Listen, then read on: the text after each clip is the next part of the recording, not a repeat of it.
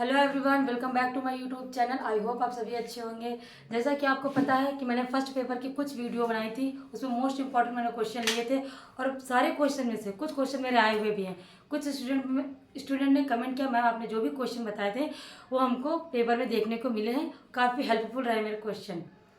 तो मैंने सोचा आप लोग भी कमेंट कर रहे थे मैम एजुकेशन में कुछ नोट्स होते थे, तो ये टाइम आपका नोट्स का नहीं है।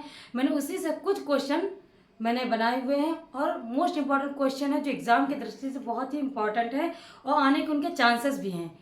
तो चलिए लेट नहीं करते हैं सेशन को। अगर आपने मेरे चैनल को सब्सक्राइब नहीं किया है तो सब्सक्राइब कर लीजिए प्लीज़। सेशन अच्छा लगे तो लाइक करिएगा। टाइम कम है और कल आपका एग्ज़ाम है, उसके लिए आपको बेस्ट ऑफ लक। अच्छे से एग्जाम दीजिएगा, एक भी क्वेश्चन छोड़िएगा नहीं। ओके, स्टार्ट करते हैं। सेशन का पहला क्वेश्चन है, आपको पूरी वीडियो देखिएगा, स्किप मत करिएगा क्योंकि हर एक क्वेश्चन इसका मोस्ट इंपॉर्टेंट है, कहीं ना कहीं आपका एग्जाम में कल देखने को मिलेगा। ओके, ये रहा आपका पहला क्वेश्चन। किस संज्ञानात्मक अधिगम प्रतिपादक ने सार्थक सार्थक अधिक की अवधारणा विकसित की है? ओके, क्वेश्चन ध्यान से देख लीजिए और इसका राइट आंसर आपका है डेविड ऑसवेल। ओके, उसमें राइटर्स के नाम दिए लेकिन मुझे क्वेश्चन ज़्यादा करवाने हैं, इसी वजह से मैंने ऑप्शन आपको नहीं दिए हैं। ओके, तो किस आप ये मत देखिएगा कि संज्ञानात्मक दिया तो आप संज्ञानात्मक में जीन पियाजे लगा दे। ऑप्शन उसमें आपको मतलब वो कंफ्यूज करने के लिए उसमें जीन पियाजे भी ऑप्शन में है, लेकिन आपको इसी वजह से मैं बार बार बोलती हूँ कि आपको क्वेश्चन ध्यान से पढ़ना है। ओके, किस संज्ञानात्मक अधिगम प्रतिपादक ने सार्थक अधिक की अवधारणा विकसित की है? तो उसमें डेविड ऑसवेल है। ओके, अधिक की अवधारणा किसने उसको ज्यादा विस्तृत रूप दिया है? तो डेविड ऑसवेल है। ये आपका फर्स्ट क्वेश्चन कंप्लीट हो गया। ये सेकंड क्वेश्चन है आपका, छात्रों में आवृत्ति परक परिवर्तन लाने के लिए कौन सी निर्देशन तकनीक सहायक होगी? तो आवृत्ति परक परिवर्तन लाने के लिए समूह निर्देशन। अगर आपको समूह में कोई चीज़ समझाई जाती है तो आपको ज़्यादा इंप्रेशन पड़ता है, आपको ज़्यादा समझ में आता है। अगर किसी स्टूडेंट के समूह में अगर तारीफ कर दी जाती है तो कुछ लोग होते हैं उसी से इंस्पायर होके कुछ सीखते हैं। किसी को अगर कोई राय या सलाह दी जाती है, किसी को समझाया जाता है तो उस पर्सन को व्यक्तिगत अगर समझाते हैं तो हम नहीं समझते, लेकिन उसको समूह में समझाते हैं तो उनसे इंस्पायर होके और लोग भी सीखते हैं। इसे समूह निर्देशन भी बोलते हैं। तो आपका राइट आंसर हो गया समूह निर्देशन। छात्रों में वृत्ति परक परिवर्तन लाने के लिए कौन सी निर्देशन तकनीक सहायक होती है? तो आपका राइट आंसर है समूह निर्देशन। ओके, नेक्स्ट क्वेश्चन है आपका क्वेश्चन है, मापन के स्केलों को अवरोही क्रम में लिखें। आपको ये नहीं पता होगा अवरोही आरोही क्रम क्या था, तो मैं आपको ट्रिक बता दूं। अवरोही, इसमें 4 वर्ड लिखे हुए हैं। अवरोही, ये 4 वर्ड है, बड़ा नाम है, ठीक है। तो अवरोही में बड़े से स्टार्ट करते हैं। अनुपात सबसे बड़ी आपकी मापनी है, उसके बाद अंतराल आता है, उससे छोटी है, उससे छोटी आपकी क्रमिक है, उससे आपकी छोटी नामित है। क्वेश्चन आप देख लीजिए कि मापन के स्केलों को अवरोही क्रम में लिखें। ओके, ये आपका था कभी अवरोही आ जाता, कभी आरोही आ जाता। आरोही छोटा है, ये 3 वर्ड का लिखा होता है आपका आरोही। ओके, ये आरोही, ये छोटा लिखा तो हम छोटे से स्टार्ट करते हैं 1 2 3 4, ठीक है, मतलब समझ गए। और अवरोही लिखा है, ये बड़ा अच्छा है, 4 वर्ड इसमें दिए हैं तो 3 2 1। ओके, ऐसे करते हैं हम लोग को एक ट्रिक याद नहीं रहती कि कभी पूछ रहता है अवरोही आरोही होता क्या है, तो एक छोटी सी ट्रिक है, इसको आप याद रखिए, इससे आप कर लेंगे। तो मापन के स्केल हैं आपके 4, नामित, क्रमिक, अंतराल और अनुपात। ये सीरियल से है, ये क्रम है आरोही क्रम। आपका अवरोही क्रम पूछ रहा तो अवरोही में बड़े से छोटे की तरफ जाना है। तो हमारा अनुपात मापनी सबसे बड़ी होती है। कभी कभी ये क्वेश्चन पूछ देते हैं कि जीरो स्केल किसके मापन में सहायक है? जीरो स्केल आता है, ये सबसे बड़ी मापनी है, अनुपात मापनी है, ठीक है। ये अंतराल मापनी है, उससे छोटी है, ये आपकी क्रमित है और ये नामित है। इसमें नाम के अकॉर्डिंग स्केल से मापा जाता है और अंकों में ये क्रम के अकॉर्डिंग होती है, जैसे क्रम में फर्स्ट सेकंड के अकॉर्डिंग। और ये इन दोनों का परिमार्जित रूप है आपका अंतराल मापनी, और सबसे शुद्धतम मापनी आपकी अनुपातिक मापनी है। ओके, समझ में आ गया तो प्लीज आप कमेंट करिएगा। जो ना समझ में तो आप कमेंट करके प्लीज आप हमें बता सकते हैं कि कैसा क्वेश्चन है और कैसे इसमें मैं इम्प्रूव कर सकूं, या अच्छा लगा तो प्लीज कमेंट करके जरूर बताइएगा। नेक्स्ट क्वेश्चन है आपका, मैं क्वेश्चन आंसर एग्जैक्ट नहीं कर रही हूँ, क्वेश्चन के अकॉर्डिंग मैं ज्यादा से ज्यादा आपको नॉलेज और आंसर्स देने की कोशिश कर रही हूँ। ओके, आपको पूछता है मैचिंग वर्ड में मनोवैज्ञानिक सिद्धांत और विकास करता। कभी कभी एक सिद्धांत ही पूछ लेता है, उसके मनोवैज्ञानिक का नाम पूछ लेता है, और कभी कभी मैचिंग वर्ड में देता है। तो मैंने एक तरफ सारे राइटर लिख लिए हैं, उसमें विकास करता है या प्रतिपादक लिख लिए हैं। तो मनोविश्लेषणात्मक सिद्धांत किसने दिया था? ये सिगमंड फ्रायड का है, इसे सिगमंड में लिख सकते हैं। क्षेत्र सिद्धांत कुर्ट लेविन का। आपका मोस्ट इंपॉर्टेंट क्वेश्चन, प्लीज उसको ध्यान से देखिएगा, अच्छे से याद कर लीजिएगा, नहीं बनता तो आप स्क्रीनशॉट लेके भी इसको देख सकते हैं। सुबह रिवीजन के टाइम आप जाइएगा तो देख लीजिएगा।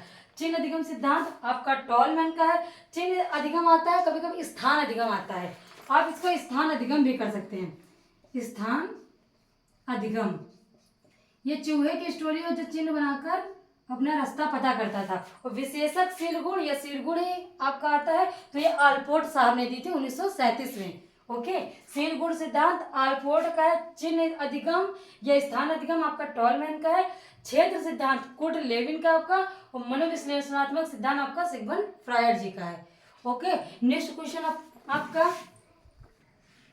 आपका क्वेश्चन है राष्ट्रीय शैक्षिक नियोजन और प्रशासन संस्था, मतलब इसको नीपा बोलते हैं। अगर आपका आता है नीपा, नीपा को क्या कहते हैं, फुल फॉर्म उसकी आ जाती है नीपा की, और ये कहाँ पे स्थित है, एक साथ मैंने इतने क्वेश्चन बता दें। इसको नीपा पूछता है, नीपा की फुल फॉर्म तो होता है national institute educational planning administration. Okay, उसका हिंदी है राष्ट्रीय शैक्षिक नियोजन और प्रशासन संस्था कहाँ स्थित है आपकी, तो आपकी ये स्थित है नई दिल्ली में। ओके, नई दिल्ली में स्थित है। नीपा की स्थापना आपकी, ये जो नीपा है इसकी स्थापना 1962 में हुई थी। कभी कभी सन पूछ लेता है कि नीपा की स्थापना कब हुई थी, तो आपकी हुई थी 1962 में। 1962 में आपकी नीपा की स्थापना हुई थी, और 2006 में इसको विश्वविद्यालय का दर्जा दे दिया गया था नीपा को। ओके, आपका नेक्स्ट क्वेश्चन है शिक्षा में बैंकिंग अवधारणा दी है। शिक्षा में बैंकिंग की अवधारणा किसने दी है, तो आपके पाउलो फेरे द्वारा। ये क्वेश्चन आया, मोस्ट इंपॉर्टेंट क्वेश्चन, कोई भी क्वेश्चन इसमें ऐसा नहीं है जो मोस्ट इंपॉर्टेंट ना हो। ओके, क्वेश्चन आप ध्यान से देख लीजिए, स्क्रीनशॉट ले लीजिएगा। नेक्स्ट क्वेश्चन आपका क्वेश्चन है निःशक्त व्यक्ति या दिव्यांग व्यक्ति अधिनियम किस वर्ष लागू किया गया था। इसको आप पीडब्ल्यूडी भी बोल सकते हैं। ओके, इसको पीडब्ल्यूडी भी बोला जाता है। तो सन है आपका 1995 में। किस वर्ष लागू हुआ था? सन 1995 में। पीडब्ल्यूडी भी इसको बोलते हैं। अगर आ जाए तो क्वेश्चन पीडब्ल्यूडी अधिनियम किस वर्ष लागू किया गया था, तब भी आपका सन रहेगा 1995। नेक्स्ट क्वेश्चन आपका, इसने आपकी विषय विचारधारा दी थी, उसमें सूची 1 सूची ए मिलान करना था। मैंने सारे आंसर आमने सामने कर दिए। ओके, प्रयोग के आधार पर कभी कभी ये पूछता है, वाद पूछ लेता है, इसको क्या बोलते हैं, एक थ्योरी दे लेते हैं, प्रयोगवाद किसको बोलते हैं। 4 ऑप्शन आपको दे देते, प्रयोगवाद उसमें से देखना होता है। कभी कभी आपका मैचिंग वर्ड दे देता है। ओके, क्वेश्चन मोस्ट इंपॉर्टेंट आपका क्वेश्चन है प्रयोग के आधार पर आदर्शों और धारणाएं, ये किसके अंतर्गत आता है, तो ये व्यवहारवाद आपका कहा जाता है। आत्मा चेतना की सच्चाई सुंदरता अच्छाई, ये अच्छाई सुंदरता नैतिक विचार जो मोरल एजुकेशन है आपकी आदर्शवाद के अंतर्गत आती है। आपका है पदार्थ और चेतना के बीच कोई स्पष्ट भेद नहीं मानता है। ये किसका? ये प्रकृतिवाद है, जिसमें रूसो आते हैं। रूसो कहते हैं कि पदार्थ और चेतना के बीच कोई स्पष्ट विभेद नहीं है। आपका नेक्स्ट है आत्मिक और तत्क्षणिक अनुभूति को मान्यता प्रदान करता है, ये आपका है अस्तित्ववाद। अपने देख लीजिएगा, मोस्ट इंपोर्टेंट क्वेश्चन है, मैंने टॉपिक वाइज करवाया है। नेक्स्ट क्वेश्चन आपका है ज्यादा से ज्यादा आपका क्वेश्चन था, ये जीन पियाजे जी की आपकी थ्योरी है, इन्होंने 4 अवस्थाओं में बांटा था। ठीक है, आपकी पहली अवस्था थी संवेदी प्रेरक, इसको सेंसरी मोटर बोलते हैं। पूर्व संक्रियात्मक अवस्था है, मूर्त संक्रियात्मक है और औपचारिक है। ओके, तो संवेदी प्रेरक अवस्था के क्या थे? सहसा अवस्था, ये आई वर्ग है आपका। संवेदी पर मैचिंग बोर्ड में क्वेश्चन आया था, मैंने सामने सामने कर दिया है। कभी कभी एक स्टेज पूछता है, आपको उसकी अवस्था बतानी होती है। ये थ्योरी किसकी है? जीन पियाजे जी की है। ओके, उन्हें 4 स्टेज में आपकी अवस्थाओं को बांटा था। संवेदी प्रेरक अवस्था, सहसा अवस्था, पूर्व संक्रियात्मक अवस्था, नैनिहाल या आप बाल्यावस्था बोल सकते हैं। मूर्त संक्रियात्मक, जिसमें सामने चीजों को देखकर हम समझते हैं, वो पूर्व किशोरा अवस्था में आपको होता है। औपचारिक पूछता है, कभी कभी आपका पूछ देता है रूपबद्ध, तो आप कंफ्यूज मत होइएगा, ये कौन सा ऑप्शन आ गया, रूपबद्ध आ जाता है। तो रूपबद्ध को ही आपको औपचारिक बोलते हैं, जिसको फॉर्मल बोलते हैं। तो किशोरावस्था आपका या वयस्कावस्था आपका जगह है, तो आप कंफ्यूज मत होइएगा, वयस्कावस्था या किशोरावस्था में आप मैचिंग कर सकते हैं। ओके, नहीं समझ आप देख लीजिए अच्छे से। संवेदी प्रेरक सहस्रावस्था है, पूर्व संक्रियात्मक आपका है नौनिहाल या प्रारंभिक बाल्यावस्था या बाल्यावस्था, कुछ भी आ सकता है आपका।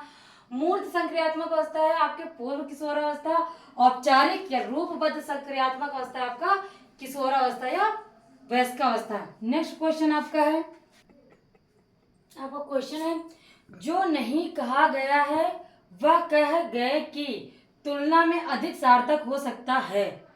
जो नहीं कहा गया है वह कह गए कि तुलना में अधिक सार्थक हो सकता है, यह एक विचार है जिसके कारण इसका विकास हुआ है। ओके, तो ये किसकी थ्योरी थी, ये किसने कहा था? ये आपके 4 ऑप्शंस थे, इसमें से मैंने सिर्फ राइट आंसर लिखा है क्योंकि मुझे क्वेश्चन ज्यादा करवाने हैं। ओके, तो आपका राइट आंसर इसमें दिया है गैल्वो के संप्रेषण के अंतःक्रिया विश्लेषण की प्रणाली है ये।